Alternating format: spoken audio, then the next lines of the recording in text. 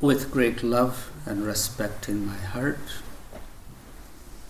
I welcome you to this beautiful Sunday morning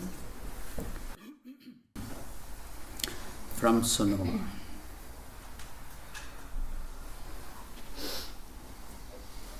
Before we begin, let's just take a moment to arrive and settle down. So wherever you are, just pull your spine straight. Open your shoulders. Lighten your mind and close your eyes.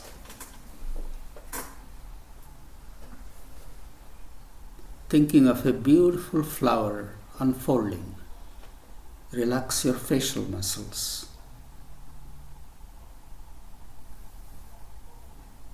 Neck, shoulders, spine. Softening the belly, get grounded.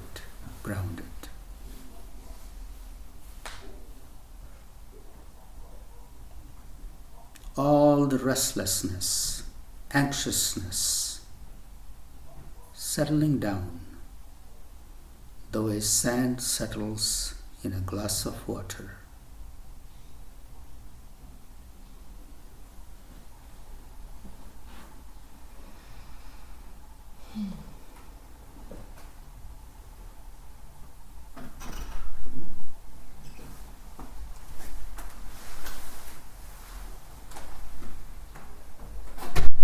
Connect with that breath.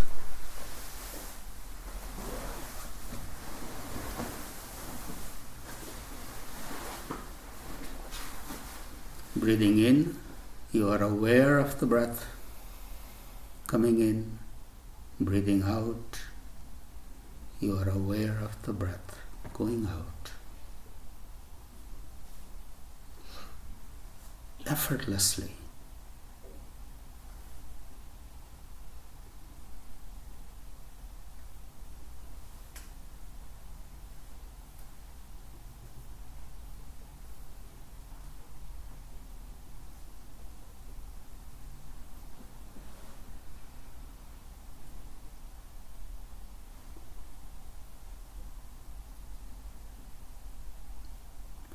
Holding the attention at the navel, just pause for a moment.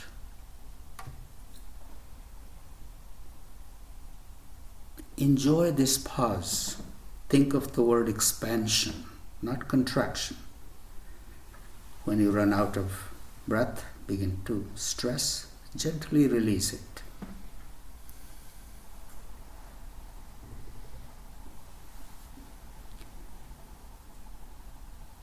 After a breath or two, we'll repeat again. We'll do this 2 or 3 times. Holding the attention at the navel, pausing the breath, and enjoying that pause.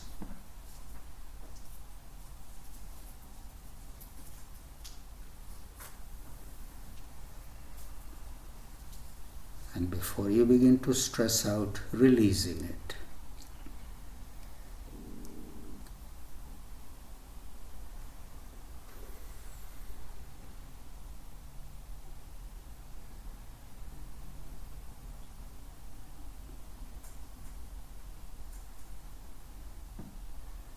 So much happens when you have paused. This is called Pranaki Upasana, the practice of Pran itself, the life force.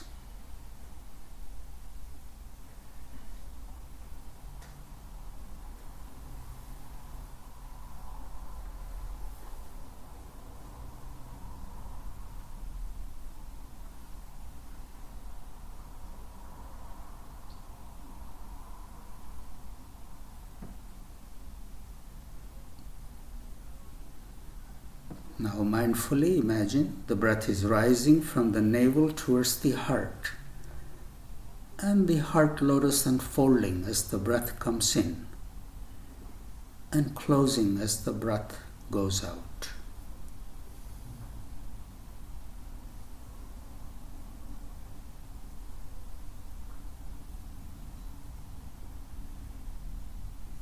all the petals of lotus unfolding as the breath comes in and closing as the breath goes out.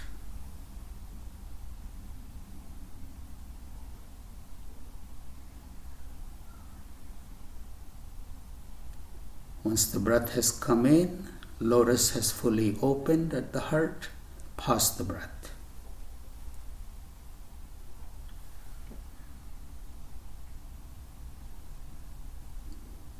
No stress, no tension, enjoying this space.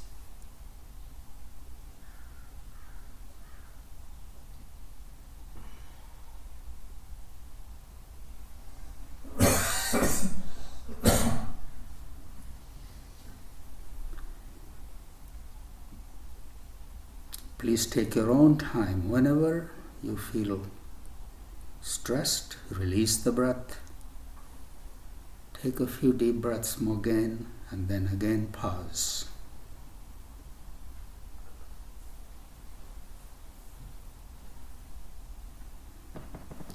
You begin to feel the inner light just radiating out. Your whole outline of your body begins to glow. Lightness.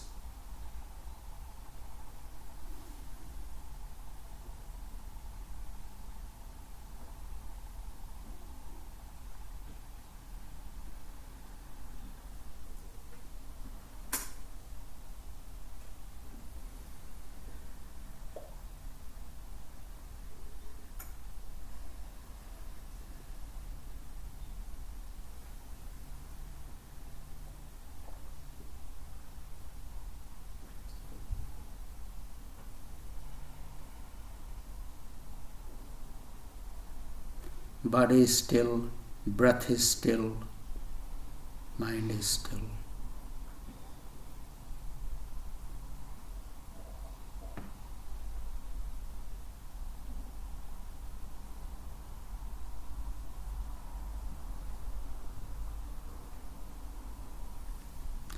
And slowly we move our attention upwards. Think of your eyes being absolutely still.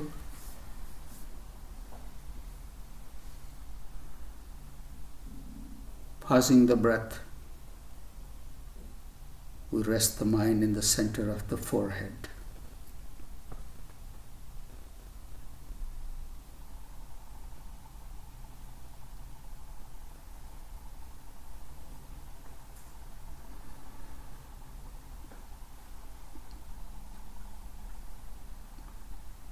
Whole body is soft, no tension, just relaxed.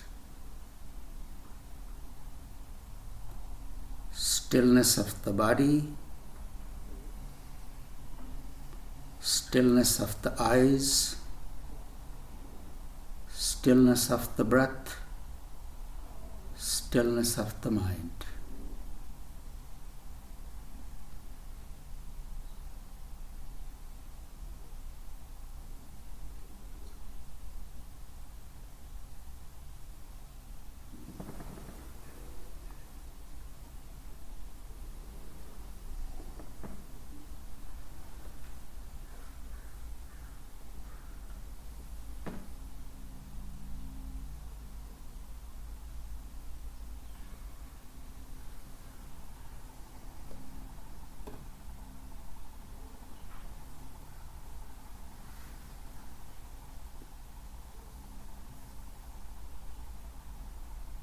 Thank you for taking this time. Slowly open your eyes.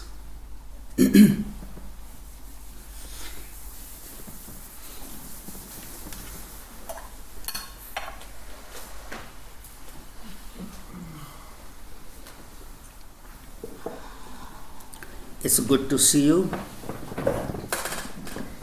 sitting here in the temple and you sitting in your own sky temple.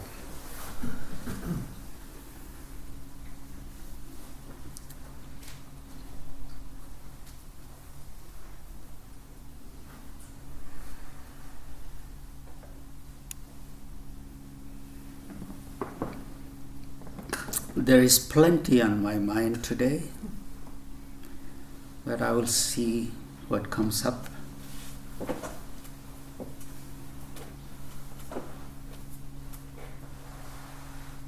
In 10 days I'm leaving for India and I will be there till mid-March. So many things to close here and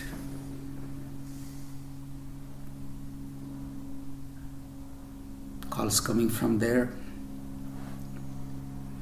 And we are starting a big project here at the ashram, the remodeling of the main house, and so lots of things are going.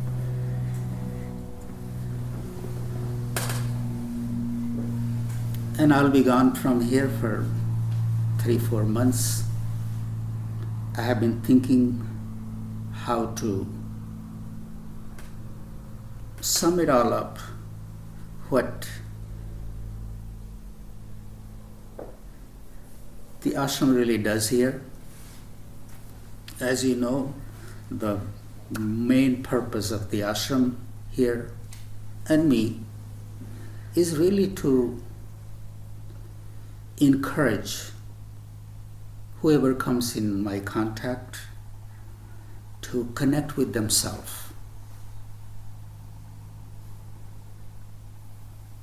The eternal question, who am I? Where am I going? What am I doing? Why am I doing whatever I am doing? If this kind of question arises in our heart and mind, we should know that that's a moment of grace. Usually we are caught up in our own story, struggle, whatever is happening, and our aspirations, our success, our failures, our struggles. That's on the surface. Whatever is happening is like clouds. Clouds come and go. But the blue sky is always there.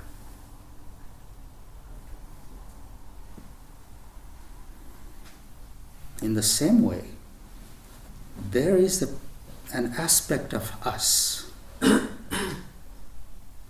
which is always there, unchanging, untouched, unblemished. That we call higher self, divine self, God self, whatever name we give to. It's always there.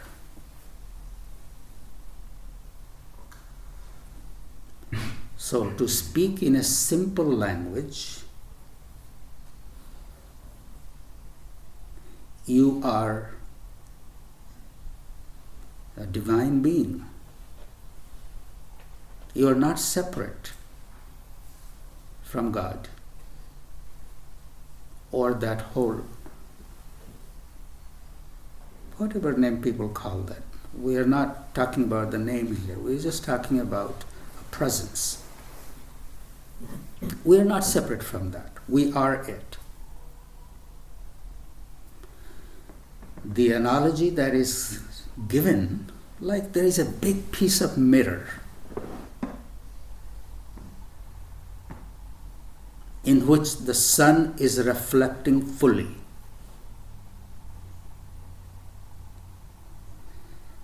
If that mirror breaks into millions of little pieces, each of the pieces will reflect the sun fully. We are those pieces.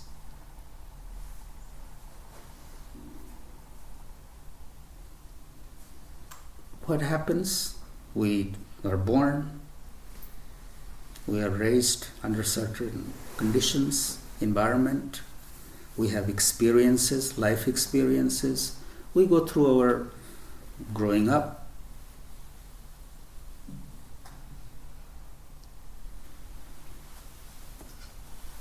Our mind and our senses these play a great role in who we become, who we think, who we are.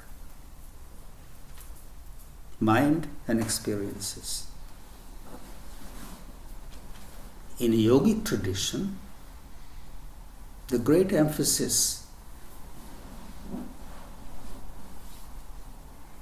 has been given. You are not your mind. You are not your senses. Senses engage in the world, mind interprets it, and then we think that's what my life is all about. But please know, mind likes to attach itself to things that are moving. That's the nature of the mind. Senses. You see things that are moving. Hear things, sound is coming and going. Tasting, touching, smelling, all this happens through the senses. I'm not saying we negate the senses. Senses are important to engage. But that's not the whole thing. We all have a story. As long as we know that I'm not just my story, there is something more to me. That something more is the blue sky, is the part of me which is divine, which is always there in the foundation. Because of it, because of the blue sky, we see the clouds. Because of the silence, we hear the sound.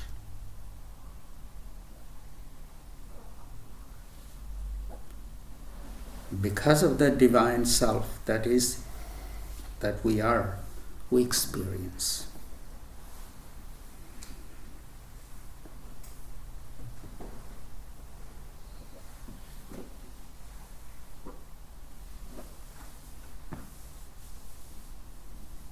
But we are engaged, we are human, we have conditioning, we have habits, we keep going to what we are used to. How do we connect with that? We have to have some kind of practice. Some kind of. Doesn't matter what, as long as you have some kind of practice through which you connect with that part of yourself.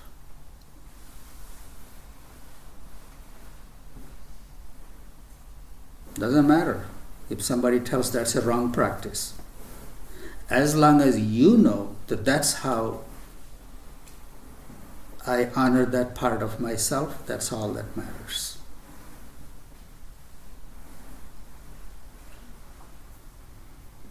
So this is really what ashram's job is here, to encourage everybody, to inspire everybody to acknowledge who they are and honor the self through some kind of practice.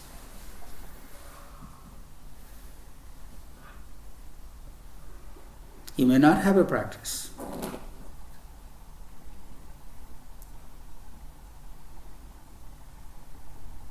The practice could be as simple as taking 3 deep breaths every day. As soon as you wake up, sit in your bed and just say to yourself, in the name of my higher self, in the name of my divine self, in the name of that which never changes in me, I'm just going to take these 3 deep breaths, honoring that.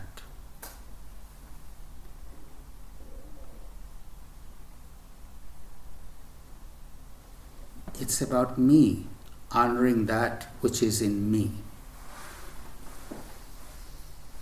It's not about somebody else honoring it. If I don't honor that, then I'm looking for somebody else to honor it. I have to do that first.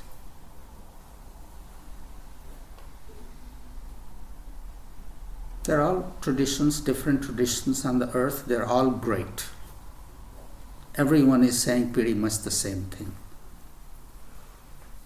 To acknowledge that which is higher.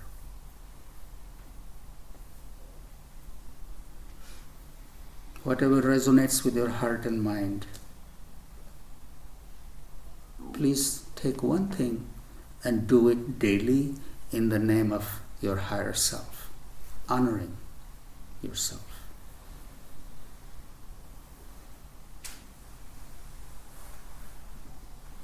I see people, they say, Babaji, I am spiritual, I do this someday and I do this, in the name of that I do this.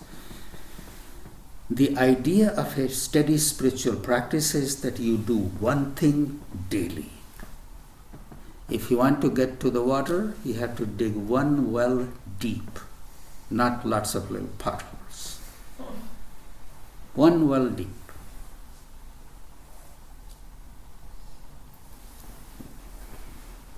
So people say, okay, Babaji, I want to, but I don't know what to do. Google it. But you Google one day, after a few days you say, well, maybe there is a better one. Maybe there is a different one. So this is why it is said, you do not choose your spiritual practice.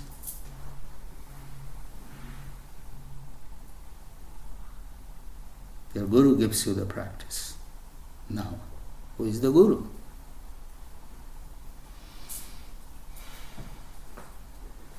Guru is someone you respect, who has walked the path, who has committed his or her life to that. Spend a little time around, check it out. Once teachings resonate, say, okay. Then you approach. When the Guru gives you a little practice, I just do it. And the practice is very simple. It could be a mantra, it could be a breathing meditation, it could be anything. But if the Guru gives you that mantra, I just do that. Because if I'm choosing, I'll be changing it. That's the nature of our mind. So this is why the Guru-based tradition has flourished in yogic tradition.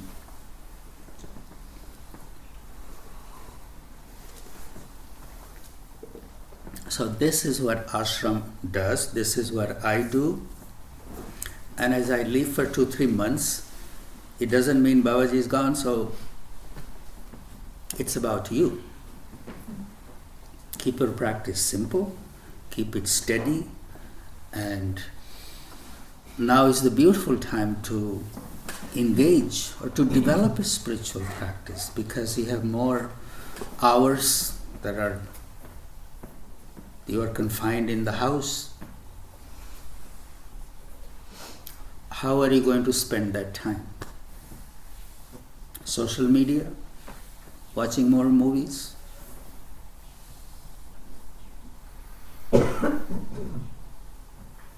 We have plenty of ways to engage our time. In that, I would recommend, really, this is for each one of us, to carve out some very focused time. 5 minutes, 10 minutes, half an hour, an hour.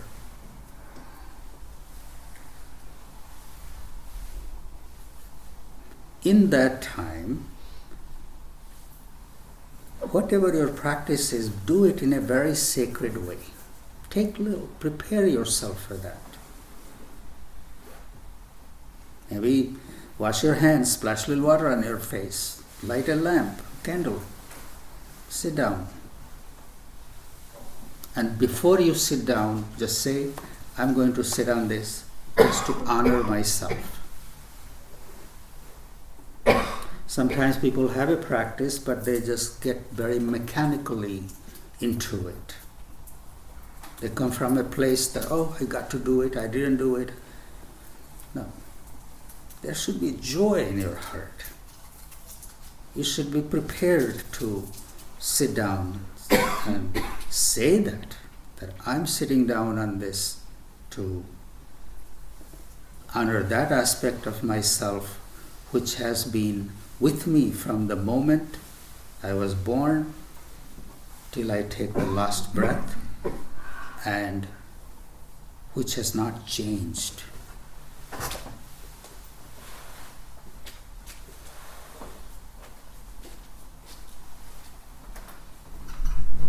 That part of the self has not changed.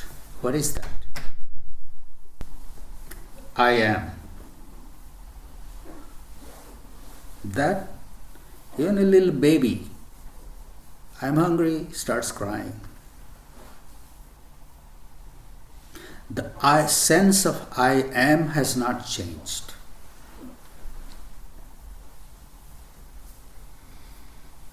Those two words are the same. When the third one comes in, I am hungry, I am upset, I am sad, I am happy. When the third word comes in, then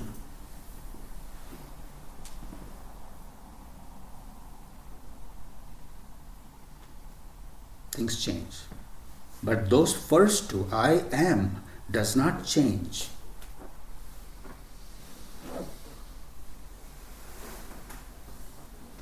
That is the divine self. That is the higher self. That is the God self. I am. Bringing the third word is my choice.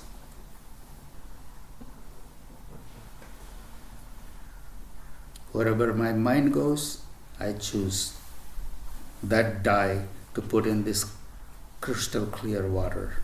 Water is clean, water is clear. What I put in gives it a color.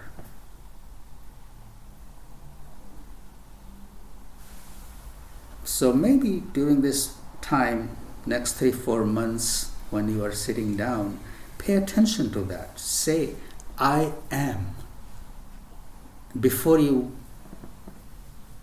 move into the third one.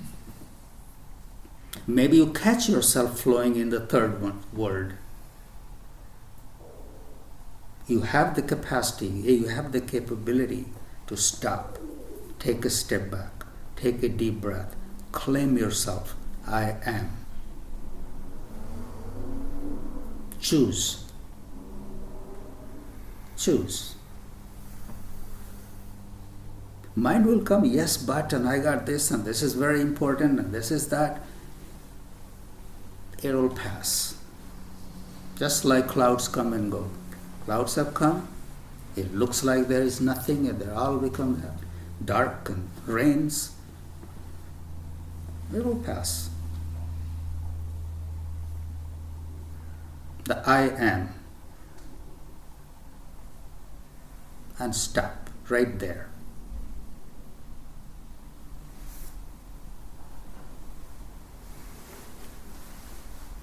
It's a beautiful practice.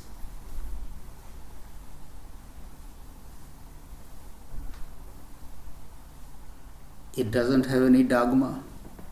It doesn't say good or bad or you are nothing. Just I am.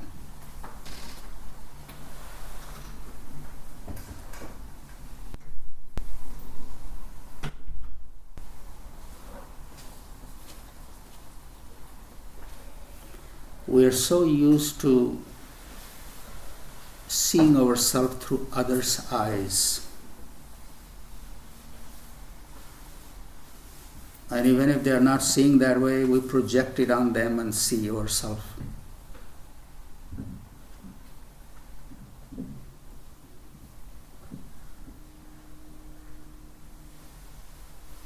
This is why we meditate. This is why all these little things that I share with you, the yogic practices, it's all about connecting with who you are.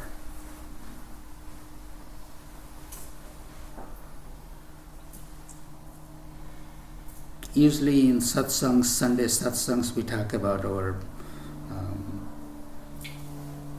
the very daily things that happen, but the real work that Ashram and Babaji is doing is really connecting you with who you are and reminding. That's actually the job, to remind you that there is a part of you that is beyond your problems, that is beyond your story, that's beyond how you see yourself. Baba used to say, "Oh friend, you are not who you think you are. You are not who you think you are. You are much more."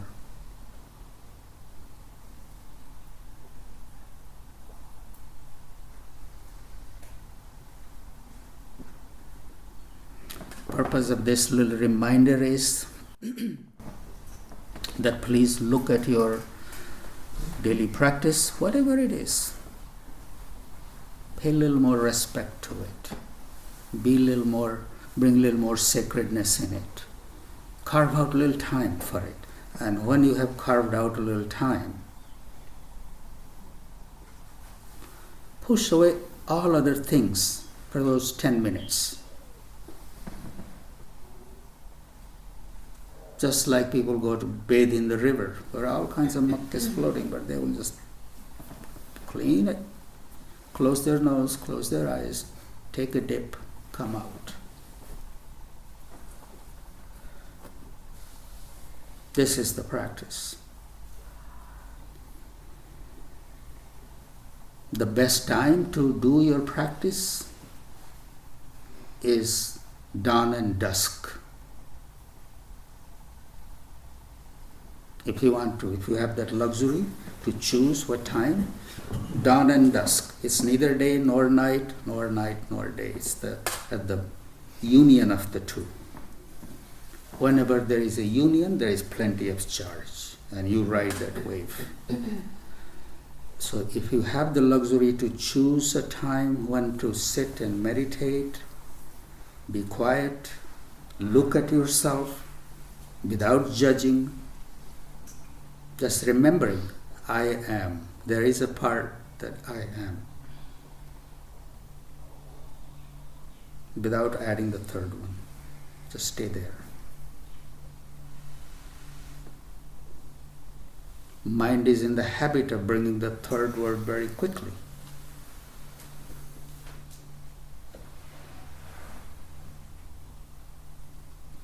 This is why I have been encouraging this practice of pausing the breath.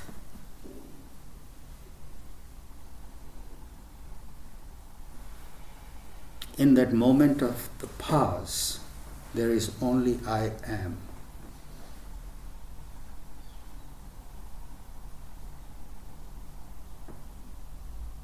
Breath starts coming and going, movement begins to happen, mind begins to move. In the pause, there is a beautiful space. In yogic practices, a yogi begins to enlarge that space, sits there for a little longer time with the breath paused. I'm not saying that you should go and gung-ho on it. It's something developed very, very, very slowly. It's not something to accomplish. It's something to grow into it with experience and gentle practice.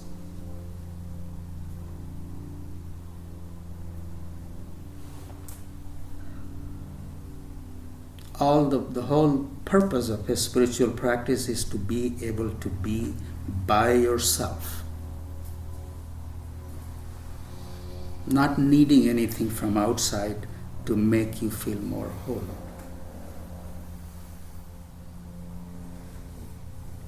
You are already whole. You are already complete unto yourself.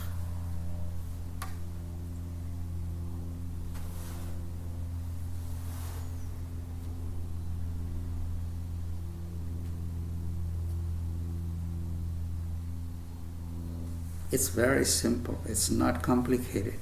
It's about carving out a little time and doing it. Have no expectations. There is no shooting stars. It's about being comfortable with yourself without bringing things from outside. I am.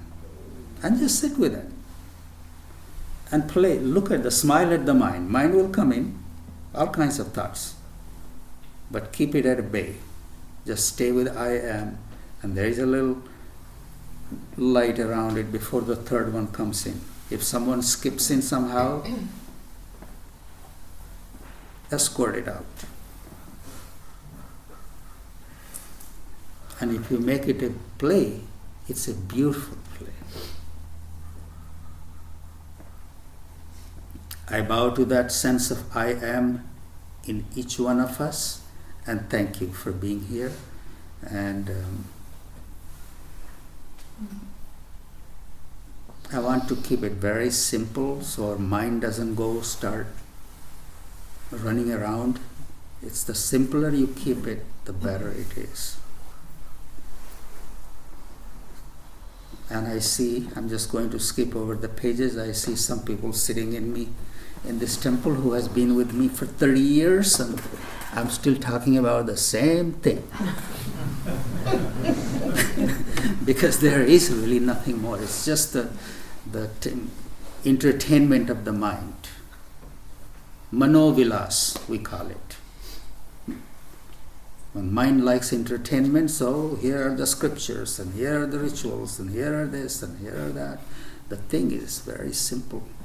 You are that which you are worshipping. You're not separate. How beautiful it feels when you just really, without that guilt and the shame and the fear and the anxiety, you just come back to that, to I am. And that is the truth.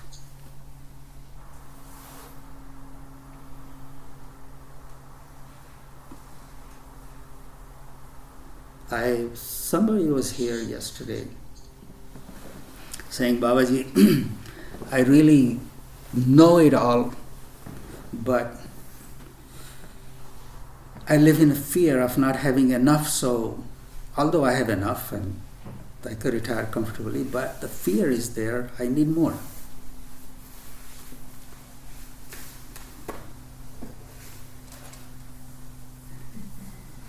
There has to be an element of trust in our life. Not trust in somebody out there. Trust in yourself. If I have to live with less, I will live with less.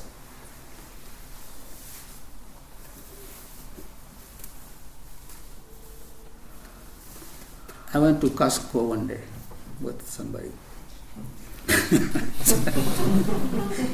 Have you seen what people put in those carts? Do they really need that? No, it's all because of an indisciplined mind. Mind says, oh, I need that. Well, I can afford it, so just put it in. We don't need things that we really accumulate. We need very little.